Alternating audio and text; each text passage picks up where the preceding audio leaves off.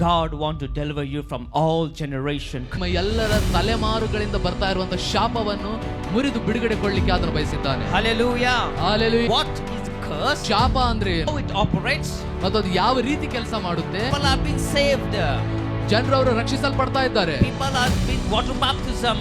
ಜನರು ನೀರಿನಲ್ಲಿ ದೀಕ್ಷಾ ಸ್ನಾನ ಮಾಡಿಸಿಕೊಂಡಿದ್ದಾರೆ. But still the curse is continually carrying with them. ಆದರೂ ಸಹಿತ ಶಾಪ ಅನ್ನೋದು ಅವರೊಟ್ಟಿಗೆನೇ ಅದು ಹೋಗ್ತಾ ಇದೆ.